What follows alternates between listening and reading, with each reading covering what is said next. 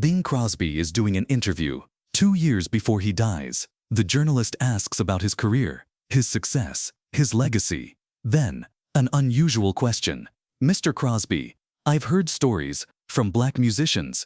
They say you fought for them, refused to work with segregated venues, insisted on integrated orchestras, walked out of studios over racist policies, but you never talked about it publicly. Why?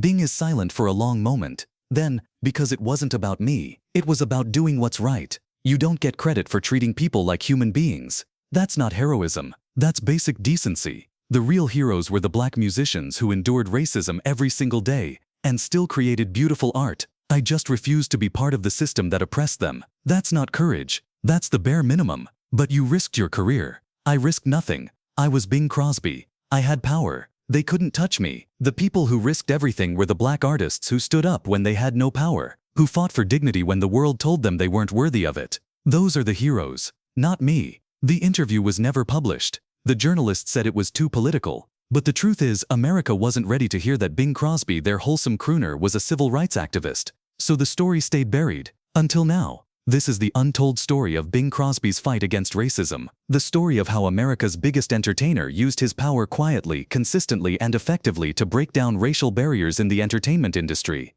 Not with speeches or marches, but with ultimatums, with refusals, with his career on the line. And he did it for decades, in silence. Because for Bing Crosby, fighting racism wasn't about being a hero, it was about being human. To understand Bing Crosby's activism, you need to understand the world he was working in. 1930s, 1950s America was brutally segregated. Jim Crow laws in the South meant separate facilities for black and white people, separate restaurants, separate bathrooms, separate water fountains. But segregation wasn't just in the South. In the North, in California, in New York, segregation existed through unwritten rules and social norms. Hotels refused black guests.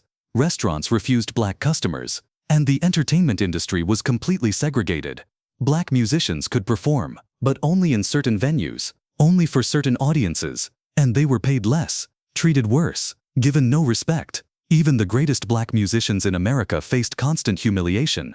Louis Armstrong, Duke Ellington, Ella Fitzgerald, Lena Horne. They were world-class artists, but they couldn't stay in the same hotels as white performers, couldn't eat in the same restaurants, had to use separate entrances at venues. And white America accepted this as normal, as the way things are. But Bing Crosby didn't accept it. Bing grew up in Spokane, Washington, a small city with very few black residents.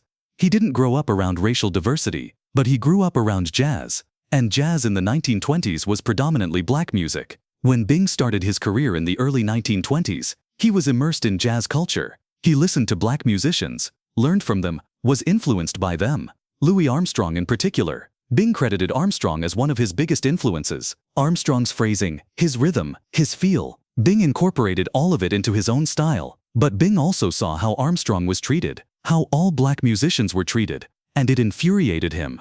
The first documented incident happened in 1936. Bing was recording at Decca Records in Los Angeles. His orchestra included several black musicians. This wasn't unusual. Many orchestras were integrated in recording studios. The music industry needed the best musicians, regardless of race. But the treatment was different. White musicians sat in the front of the orchestra, black musicians in the back. White musicians got chairs. Black musicians often had to stand. White musicians were called by their names. Black musicians were called boy, or not addressed at all. Bing was recording a song. Mid-take, he stopped, took off his headphones, walked over to a studio executive who just told a black musician he couldn't sit in a certain chair. That chair is for white musicians, the executive had said. Bing confronted him. What did you just say? The executive tried to explain. Studio policy, Mr. Crosby. Bing's response was immediate. Here's my policy. Either he sits wherever he wants, or I leave, and this recording doesn't happen. Your choice. The studio went silent. Everyone understood what was happening. Bing Crosby was the biggest star in music. If he walked, the recording was cancelled. The studio would lose money. The executive would be blamed. The executive looked at the black musician, then at Bing, and he backed down.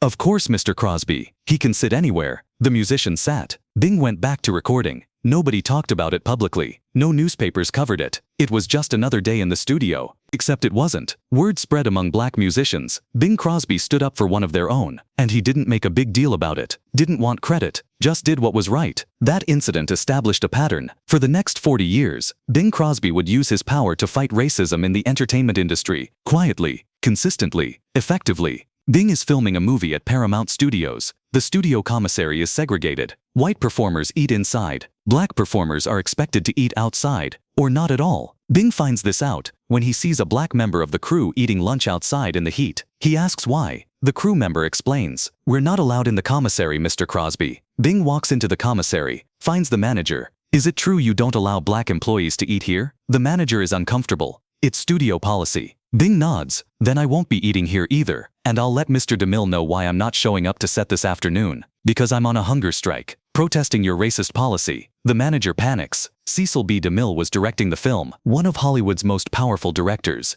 If Bing doesn't show up to set, production stops, costs pile up, the studio loses money. "Mr. Crosby, surely we can work something out." "We can. Integrate the commissary, today." By the end of the day, Paramount's commissary was integrated. Black employees could eat inside with everyone else. Bing never mentioned this to the press, never sought credit, just moved on to the next fight.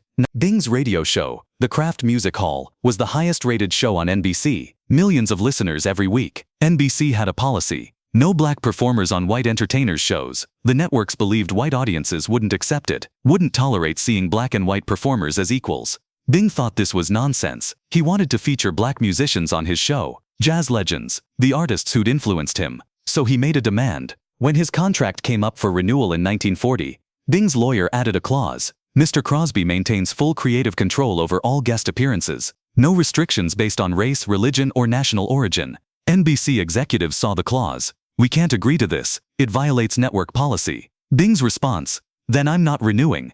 NBC panicked. Bing Crosby was their biggest star. Losing him would be a disaster. Meetings were held. "If we let Bing integrate his show, other stars will demand the same." Others argued, "If we lose Bing, we lose everything." Finally, NBC made a decision. They agreed. Bing Crosby's show would be exempt from the segregation policy. He could book anyone he wanted, and he did. Over the next decade, Bing's show featured dozens of black performers: Louis Armstrong, Ella Fitzgerald, Duke Ellington, Lena Horne, Nat King Cole, the Mills Brothers. These weren't one-time novelty appearances. They were full performances, treated with respect, promoted equally, and millions of white Americans heard them. For many white listeners, Bing's show was their first exposure to black artists, not as stereotypes or caricatures, but as serious musicians, world-class talents, equals. Bing never made a big deal about it, never announced, "Tonight, we're breaking racial barriers." He just featured the best musicians, regardless of race, and let the music speak for itself. Black musicians noticed. Louis Armstrong wrote Bing a letter in 1945,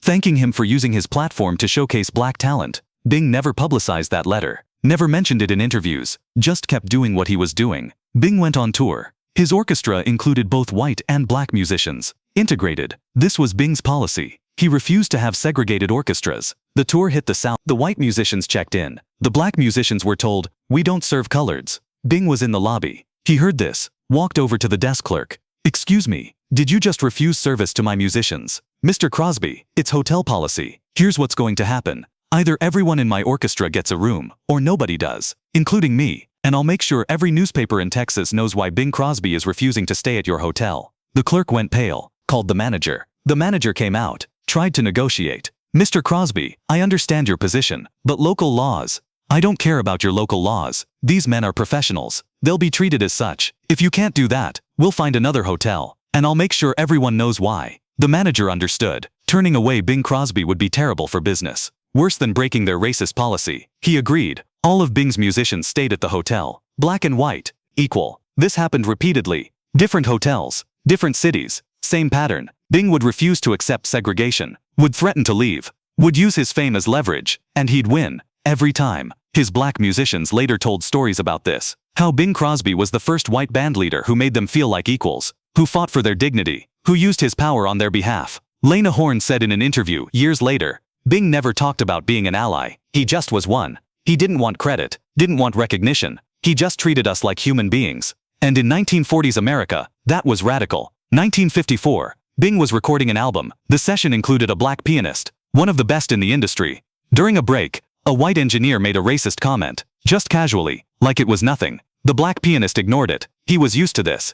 Had learned to let it go. I need that engineer removed from this session. What? Why? He just made a racist comment. I won't work with him. Bing. He's one of our best engineers. I don't care. He disrespected my pianist. Either he leaves or I do. The producer tried to smooth things over. Asked the engineer to apologize. The engineer refused. It was just a joke. Bing stood up. Then we're done here. Cancel the session. Bing started packing his things. The producer panicked. Bing, wait. We can replace him. Good. Do that. Call me when you have someone who can treat all musicians with respect. Bing left. The engineer was fired. The session was rescheduled, with a different engineer. And Bing, he never mentioned it publicly. Just another day, another fight, another line drawn. This pattern continued for decades. Through the 1950s, into the 1960s. As the civil rights movement gained momentum, as America slowly began to confront its racism, Bing Crosby continued his quiet activism. He donated money to civil rights organizations, never publicized. He mentored young black performers, helped their careers, used his connections to open doors, never sought credit. He refused to perform at segregated venues, even in the South, even when it cost him money. He just wouldn't do it. In 1963, when Martin Luther King Jr. led the March on Washington, Bing sent a telegram of support, private, not for publicity, just I stand with you, keep fighting. King kept that telegram. Years later, after King's assassination, it was found in his papers, but by that point, Bing's activism was largely forgotten, because Bing never talked about it, never wrote about it, never sought recognition. Louis Armstrong died in 1971. At his funeral, one of the speakers mentioned Bing Crosby, talked about how Bing had used his power to fight for black musicians, how he'd opened doors, broken down barriers, made a difference. Bing was there, in the back, listening. After the service, a reporter approached him. Mr. Crosby, is it true you fought against segregation in the music industry? Bing's response, I just worked with talented people. Race was irrelevant, but you used your influence. I used my influence to make good music. That's all. Bing wouldn't engage, wouldn't take credit, wouldn't position himself as a hero. And the media moved on. But black musicians didn't forget. Ella Fitzgerald said in 1975,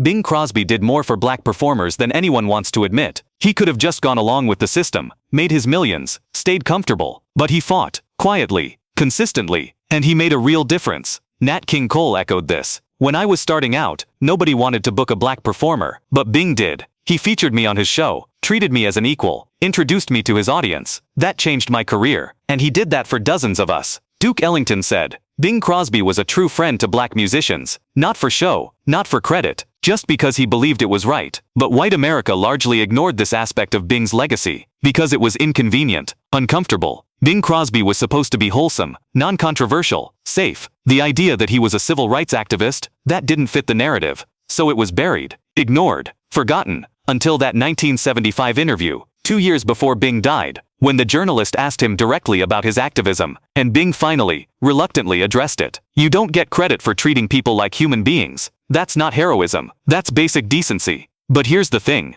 In 1940s America, treating black people as equals was heroic, because almost nobody in power was doing it, especially not publicly, especially not at risk to their careers. Bing Crosby had everything to lose. He was America's most beloved entertainer. One wrong move could destroy his image, alienate his audience, end his career. But he did it anyway. Not for credit, not for recognition, not to be remembered as a hero, just because it was right. And that's what makes it remarkable. Bing Crosby could have stayed silent, could have gone along with the system, could have enjoyed his success, and ignored the injustice around him. But he didn't. He used his power, quietly, consistently, effectively. He integrated his radio show when no one else would. He refused to work at segregated venues when everyone else accepted it as normal. He demanded equal treatment for black musicians when the industry treated them as second class. He walked out of recording sessions over racist comments when he could have just ignored them. He threatened to cancel tours over segregated hotels when he could have just let his black musicians find their own accommodations. He did all of this, for decades, without publicity, without recognition, without seeking to be remembered as a civil rights hero. And it worked. Not completely, not enough, but it made a difference. Every black musician being featured on his radio show reached millions of white listeners. Every integrated orchestra being insisted on normalized racial equality in music. Every venue that changed its policy to accommodate Bing's demands became a little less segregated. Every hotel that integrated to keep Bing's business took a small step toward equality. One person, one career, one consistent refusal to accept racism, and it mattered. When Bing Crosby died in 1977, the obituaries focused on his music, his movies, his success. A few mentioned his kindness, his professionalism. but almost none mentioned his activism, his fight against racism. At Bing's funeral, several black musicians attended, sat in the back, quietly paying respects. One of them was asked why he came. Because Bing Crosby treated me like a human being when nobody else would. He used his power to protect me, to open doors for me, and he never asked for anything in return. That deserves to be remembered. But it wasn't remembered. Not widely, not publicly, until now. Because this is the part of Bing Crosby's legacy that America forgot. The inconvenient part, the uncomfortable part, the part that doesn't fit the simple narrative of wholesome entertainer. Bing Crosby was complicated. He was an abusive father, a distant husband, a man with many flaws. But he was also a man who used his enormous power to fight racism at a time when almost no one else in his position was doing so. And he did it without seeking recognition, without wanting to be called a hero, just because it was the right thing to do. That's the story America forgot. The story of Bing Crosby, civil rights activist, not with speeches or marches, but with ultimatums and refusals, with his career on the line, in silence, for decades. And it mattered, more than we'll ever fully know.